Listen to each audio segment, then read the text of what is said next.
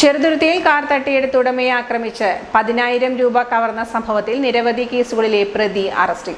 ചെറുതുരുത്തി കലാമണ്ഡലത്തിന് പിൻവശത്ത് താമസിക്കുന്ന പാളയം കെട്ടുകാരൻ ഷെജീറാണ് പിടിയിലായത്. സംഭവത്തിൽ ഉൾപ്പെട്ട ഷാഫിൽ എന്ന പാപ്പി, വിഷ്ണുരാജ്, കുട്ടൻ എന്ന ഗോകുൽദാസ് എന്നിവരെ മുൻപ് പിടികൂടി റിമാൻഡ് ചെയ്തിരുന്നു. നവംബർ 15-ന് കിള്ളിമംഗലം മണലാടി സ്വദേശി അബ്ദുൾ ഷംസാദിന്റെ കാർ വാങ്ങാനെന്ന വ്യാജേന വിളിച്ചുവരുത്തി വെട്ടിക്കാട്ടിരി പെട്രോൾ പമ്പിന് സമീപം എത്തിച്ച് കത്തിക്കാട്ടി ഭീഷണിപ്പെടുത്തി കാർ തട്ടിയെടുക്കുകയായിരുന്നു. അബ്ദുൾ ഷംസാദിന്റെ പോക്കറ്റിലുണ്ടായിരുന്ന 10,000 രൂപയും ഇവർ കവർന്നെന്നാണ് പരാതി. കവർച്ചയ്ക്ക് ശേഷം മർദ്ദിച്ച് അവശനാക്കി ഷംസാദിനെ വഴിയിൽ തള്ളിയിട്ടു.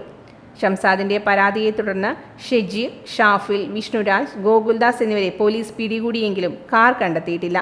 ചെറുതുരുത്തി ഇൻസ്പെക്ടർ വി വിനുവിന്റെ നേതൃത്വത്തിലുള്ള സംഘമാണ് ഇയാളെ പിടികൂടിയത്.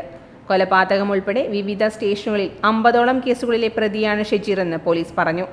കാപ്പ ചുമത്തി നാടുകടത്തിയ ഇയാളെ 17 ദിവസങ്ങൾക്ക് ശേഷം മാഹിയിൽ നിന്ന് സാഹസികമായാണ് പിടികൂടിയതെന്ന് പോലീസ് പറയുന്നു. ഡോട്ട് വ്യൂ ന്യൂസ്, കാഴ്ചകളാണ് ലോകം, കണ്ടു തുടങ്ങുക.